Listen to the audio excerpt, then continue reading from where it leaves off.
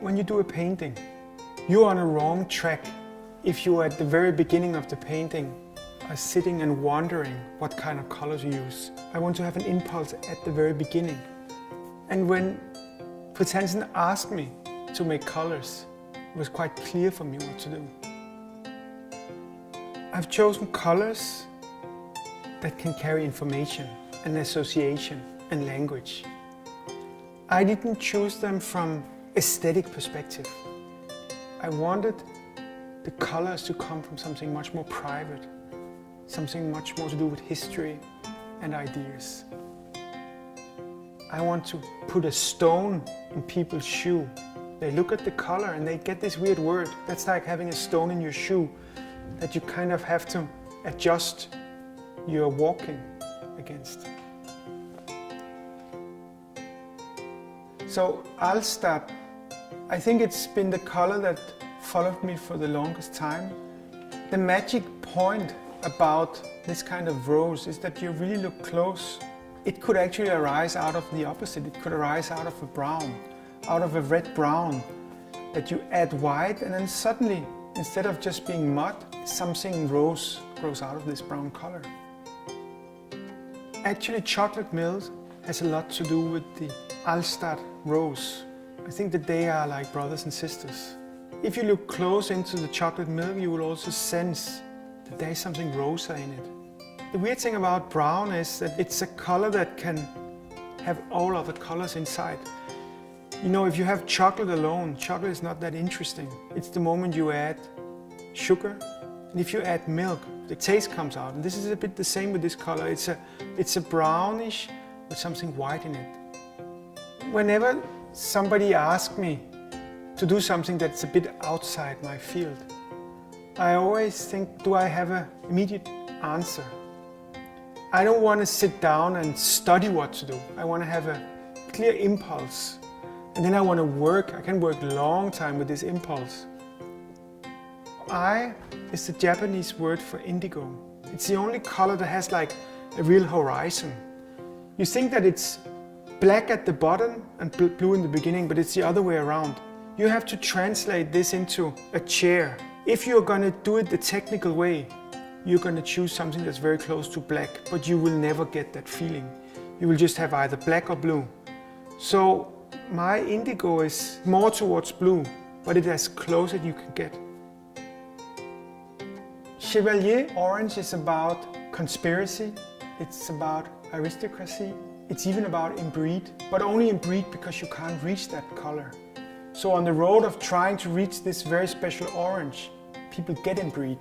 And that points back to aristocracy and to conspiracy and just, you know, disappearing into a secret door with a very special orange suitcase. That's it. This orange is also a bit towards earth, but if you take that orange towards the earth too much, earth colors, it breaks.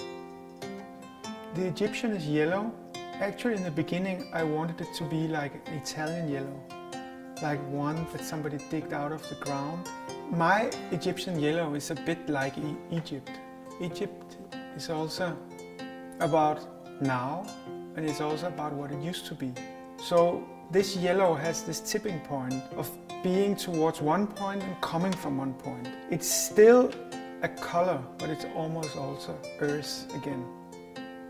I think a painter can't have favorite colors. Also, even the best painters are not necessarily experts in colors.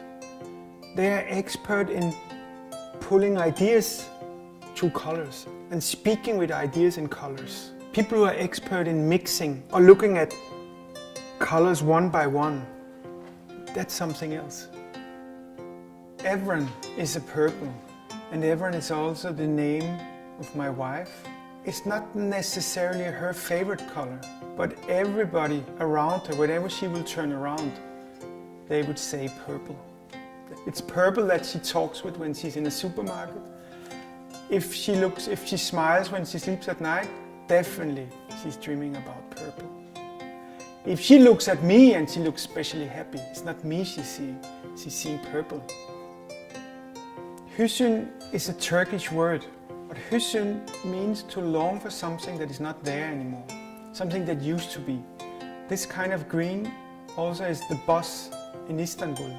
My color is a little bit more sharp. It has a little bit more teeth than the color of the buses in Istanbul. Because those buses have been so much in the sun. So I imagine they used to be like my color. But being in the sun, they turned like that. Opium red is all about Shanghai. It's about Shanghai before '48, where the city was divided into Russian, French, German sectors, where there was all these small narrow alleys, and then there was another alley and another one and another one. And it was like kind of a labyrinth of small streets. This is my imagination about Shanghai before '48. So of all the colors, Trieste has the best story. I've never been in Trieste. Somebody once told me there's a lot of wind, and when you walk on the street you have to kind of pull a rope so you don't fly away. I always loved that. And I always wanted to go to Trieste. I will never go. So this will also be some kind of impossible city. The special thing about this blue is, first of all, it's been used so much in art history. Why? It's because it's cheating the eyes. I mean, if something is bluish or more violet, it's very much different. Somebody can explain and say it's not such a mystery, but this color should stay in the world of mystery. I think it's all about experience.